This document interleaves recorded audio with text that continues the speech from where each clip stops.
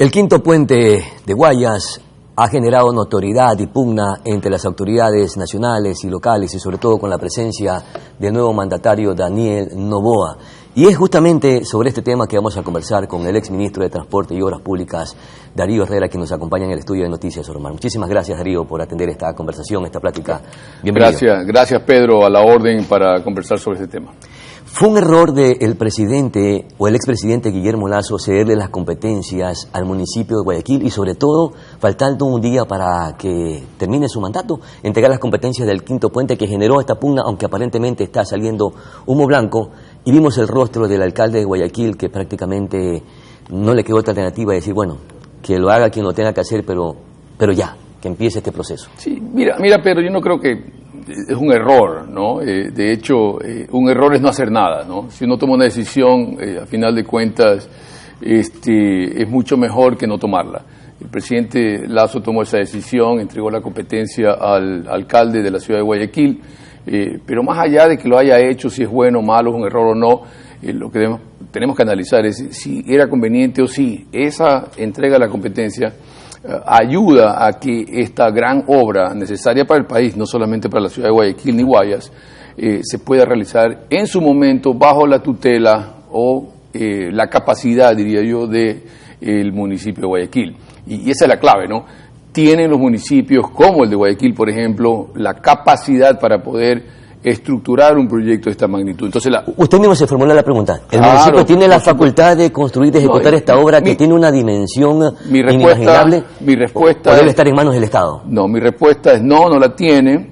Entonces fue un error del expresidente Guillermo Lasso ceder las competencias, son municipios. Nuevamente, para mí no son errores. La capacidad para mí son decisiones que se toman, bajo ciertas circunstancias. Yo creo que la buena intención tanto del alcalde como del presidente en el uno pedirle y el otro entregarle suma hacia ese propósito de conseguir este quinto puente. Pero ahora, la capacidad del municipio es limitada, del gobierno autónomo provincial también, que en algún momento lo pidió, es limitado, del gobierno nacional hasta cierto punto es limitado, porque tienes que ver este tipo ¿cuál es de la obra. complejidad de la obra, la dimensión de la obra? Primero, para que tenga esas limitantes. Empecemos de entrada, el monto de inversión de la obra. Esta es una obra que posiblemente esté entre 700 millones de dólares, 800 millones de dólares, quién sabe el monto final, pero sí es una obra de gran envergadura, no es solamente un puente, hay 40 y pico kilómetros de eje vial en el área de Yaguachi hacia la provincia del Oro. Entonces, ¿y la complejidad de la obra también? Pero el monto sobre todo el monto y la forma o la forma que se tiene que financiar este monto, ¿ok? Es verdad lo siguiente, mira, te voy a dar ciertos números. En los 30 meses del gobierno del presidente Guillermo Lasso, 10 meses de mi administración como ministro de Transporte y Obras Públicas, dentro de esos 30 meses, se invirtió un total de 518 millones de dólares en obra pública. Tú estás hablando ahora de hacer un puente, una sola obra en el país, que puede estar en el orden de los 700, 1.000 millones de dólares. ¿Y de estos 518 cuántas obras se iban a ejecutar? Indiferente el número de obras. Pero para hacer una relación que una obra cuesta más de 600 millones de dólares frente a 518, ¿cuántas obras se van a ejecutar? Mira, a inicios de este año, cuando anunciamos nosotros un plan de reactivación económica y vial y de rehabilitación vial con el presidente de la República, identificamos 120 proyectos, de los cuales el 78% de ellos son proyectos de menos de 8 millones de dólares. Y esos 120 proyectos mitigaban o reparaban el 34% de la red vial estatal. Y estamos hablando de 1.000 millones de dólares. ¿Ok? Para poner a punto el 34% de la red vial estatal. Entonces, si tú me preguntas a mí cuáles son las urgencias que necesita el país, primero atiendo eso, que beneficia a 15 millones de ecuatorianos, que invertir la misma cantidad en una sola obra. Por eso, si el Estado no tiene... se debe priorizar entonces el conjunto de obras frente al quinto puente. Pero 100%, pero además... Pero son dos cosas diferentes. Pero usted acabó de decir que el puente no solamente beneficia a la provincia de Guayas, sino a todo el país. Sí, pero hay que verlo desde el punto de vista de productividad, de logística, de aceleración de exportaciones o de importaciones. Entonces, vámonos a ese lado. Entonces, si yo no tengo el dinero para hacerlo, y si yo en 30 meses he invertido 518 millones de dólares ajustados y con fuentes de financiamiento, etcétera, y no tengo la plata fiscalmente, de mi bolsillo para hacerlo, entonces tengo que irme a otro modelo de gestión. Y el modelo de gestión es el modelo de gestión delegada. Ya mismo un poco hablamos de la modalidad del financiamiento. ¿En qué estatus quedó este quinto puente cuando usted prácticamente cumplió sus funciones como ministro de Transporte y Obras Públicas? Porque este es un problema que tiene un antecedente histórico, no es desde ahora, sino que hoy ha tomado muchísima más notoriedad. Bueno, te voy a decir cómo terminamos, pero más allá de eso quisiera darle una información a las personas que nos ven, y es, nosotros, o en mi administración sobre todo, le dimos un enfoque al proyecto desde el punto de vista financiero, que es diferente a lo que ha pasado en los últimos 15, 20 años sobre las actividades relacionadas. ¿El financiero sobre el técnico? No, a ver, todos son técnicos, ¿no? Pero el enfoque financiero significa cómo yo voy a financiar esta obra para poderla construir, independientemente qué tipo de obra sea. Nuevamente, el puente, todo el mundo habla que si es de 4 carriles cuesta 700, que si es de 6 carriles cuesta 1.000 millones. ¿Pero qué dicen los estudios? Pero un ratito, pero el tema es el siguiente. No importa los carriles, es que es una forma un poco diferente de ver este proyecto. No importa el tema de los carriles, ¿ok? ¿Cómo se calcula esto normalmente cuando tú tienes que hacer gestión delegada? Armas un proyecto de inversión donde tú buscas una solución a un problema que tienes. Si el problema es el tránsito en la ciudad de Guayaquil, el costo excesivo de los transportistas, que hoy en un diario se ha calculado alrededor de $50 millones al año, etcétera. Entonces, ese ahorro se tiene que trasladar a una solución que la gente esté dispuesta a pagar en un peaje.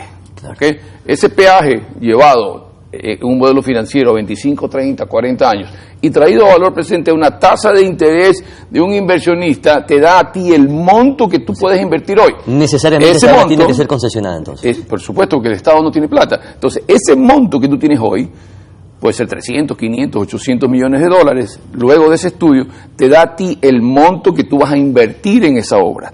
Luego que tú tienes esa visión de cuánto tienes para invertir, en ese momento tú diseñas el puente. ¿Qué se ha hecho en los últimos 15, 20 años? Lo primero que la gente hace es diseñar el puente. Dice, yo tengo el mejor puente, esta altura, 4 carriles, 6 carriles, pero nadie dice cómo lo va a pagar y nadie dice qué modelo de gestión va a tener. Le insisto nuevamente un poco en el proceso constructivo y en el proceso de diseño técnico. Ya existen los estudios porque se hicieron algunas actualizaciones o están en ese proceso. Nuevamente, existen estudios del año... Hay uno del año 2008 del puente, pero no importa si el puente es grande, alto, etcétera. Aquí lo que importa es quién va a pagar el puente. Pero esos estudios ya están actualizados. No, hay estudios, no creo que están actualizados. Necesariamente deben actualizarse. Nosotros, sobre todo en mi administración, no priorizamos coger estos estudios y actualizarlos. ¿Por qué? Porque ¿qué actualizo y en base a qué actualizo si no sé cómo lo voy a pagar? Nuevamente, el enfoque financiero. Entonces, ¿qué avanzamos nosotros? Dejamos... Primero. Pero es que si no tiene un estudio tampoco sabe a ciencia cierta a cuánto asciende el financiamiento de la obra. Necesariamente tiene que tener por lo menos un estudio de prefactibilidad o un estudio ya completo. Correcto. Para saber pero el estudio de prefactibilidad de la demanda, sobre todo. Mira, cuando tú haces una prefactibilidad de este tipo de estudio, tú tienes 4 componentes. Uno sobre la demanda, ¿no? El número de vehículos proyectado en el tiempo. El otro es una prefactibilidad técnica, es decir, sí, el puente, el diseño del puente. El tercero, importantísimo, medioambiental, estudio medioambiental, el impacto que va a tener esto. Y cuarto, que aquí casi nadie lo habla, pero en las nuevas formas de hacer concesiones viales y gestión delegada se habla mucho, es el impacto comunitario de este tipo de obras en el entorno. Incluye expropiaciones, una serie de cosas que tienen que ver con el impacto de las comunidades a quienes podría afectar o beneficiar. Entonces, esos 4 componentes te dan a ti un estudio de prefactibilidad, pero el principal, de la demanda, ¿quién va a ser el usuario? ¿Qué tarifa se va a cobrar? ¿No? ¿Qué modelo de gestión va a tener? Ese es el más importante. Cuando tú tienes todo esto, tú ya puedes, básicamente, decir, ahora sí, afino yo la parte técnica. Esa es la prefactibilidad. Cuando tú pasas a una factibilidad, que es el paso 2, ya vienen los estudios más detallados. Son mucho más costosos. Ahí te metes en detalle de obra. Para mí, nosotros no iniciamos los estudios de prefactibilidad. O sea, casi estamos en cero. Por supuesto. Hay ciertos estudios, han habido estudios. Aquí y allá, yo tuve ahí acceso a ciertos estudios. Pero que no delineen el proceso constructivo de la obra. No, pero sobre todo, más allá que no alinean el proceso de la obra, sobre todo no están actualizados, ¿no? Especialmente con ese enfoque financiero en la demanda. Entonces, ¿qué hicimos nosotros? Es porque se decía que si el presidente Daniel Noboa decidió retirarle las competencias al municipio de Guayaquil, es decir, que este proceso va a empezar desde cero. De ninguna manera, porque está en cero. A ver, si tú actualizas un estudio de prefactibilidad ahora, ¿ok? Nunca empiezas de cero, porque siempre toda esta información en el pasado te sirve como habilitante, ¿no es cierto? Entonces, no es que comienzas desde absolutamente de cero. Lo que pasa es que tienes que hacerlo y actualizarlo. ¿Para qué? Para que sea un punto de partida. Aquí la preocupación es la siguiente. Primero, ¿qué tipo de modelo de delegación vas a hacer y a qué mercado vas a apuntar? Tú tienes dos opciones ahí. La primera, alianzas público-privadas normales, es decir, un proceso de licitación donde vengan los privados, empresas privadas del mundo. Oí ayer al ministro Luque diciendo que hay empresas interesadas de México, de Francia, de China y de Canadá, en buena hora. Y seguramente faltan los españoles, que son muy buenos en temas de APP y de infraestructura. Habría que tocar puertas por ese lado, pero en ese momento, en una alianza público-privada, tú tienes un proceso. ¿Okay? Claro. Haces estudio de factibilidad, lanzas este concurso y en ese momento tú tienes las ofertas. Mi preocupación es eso. ¿A través de un consorcio o también de estas alianzas con empresas que usted acaba de manifestar? O sea, hay tres opciones. Ese es el primero, ¿no? La otra opción es el mismo esquema, pero hacerlo con cooperación internacional. Consorcio. Cooperación internacional. Nosotros optamos por irnos por la cooperación internacional, especialmente durante mis 10 meses en el ministerio. ¿Por qué? Porque existía la oferta del gobierno de Canadá a través de la Canadian Commercial Corporation, que es una empresa pública del gobierno canadiense. ¿Okay? Y con ellos íbamos a hacer el estudio de prefactibilidad, con miras a que ellos hagan eventualmente la factibilidad, la construcción, operación y mantenimiento.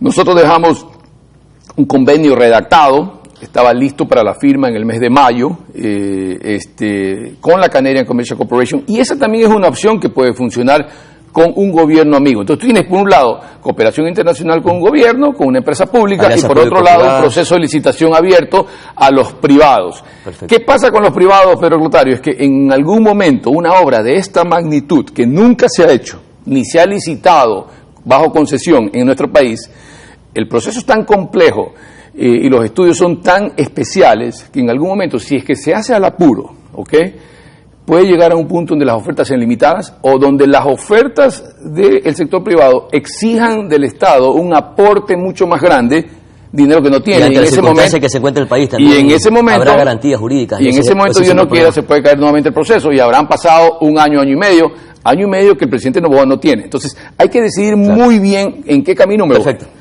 Solamente en 30 segundos quiero que me responda, porque es importante preguntarle, ya que lo tenemos aquí en Noticias Soromar. La Asamblea Nacional está retomando los juicios que quedaron suspendidos por la cancelación o la suspensión de la Asamblea anterior. Usted estaba dentro de uno de esos procesos para intentarlo llamar a comparecer ante la Asamblea Nacional por un posible juicio. Es probable que se retome su juicio tomando en consideración que quien estaba, o el asambleísta que estaba impulsando su juicio, no fue reelecto. ¿Se podría retomar este juicio en contra del ex ministro Darío Herrera? Sí, no soy abogado, pero lo que entiendo es que si no hay interpelante no puede haber juicio. Claro, no se puede impulsar. En teoría deberían archivarlo. Ahora, si tú me preguntas a mí sobre el juicio, creo que es el tercero de 4 o 5, sobre un exministro. Porque supuestamente desatendió la red vial del país. No lo sé, bueno, por la razón que haya sido, pero sería interesante, lo peor que te puede pasar en un juicio de eso es que te inhabilitan para ser funcionario público por 2 años, y ya no lo cual para mí está súper chévere, no hay ningún problema, en el peor de los casos, ¿no es cierto? Pero sí sería interesante, si es que avanza, de que yo tenga el chance de hablar 3 horas, que te da el espacio en la asamblea, y poder decir las cosas como son. Perfecto. Entonces, pero no creo que vaya a suceder eso. Muchísimas gracias, Darío Herrera, ministro de Transporte y Obras Públicas, por conversar aquí en Noticias Soromar. Vamos a nuestra pausa publicitaria, ya retornamos. Gracias, Darío.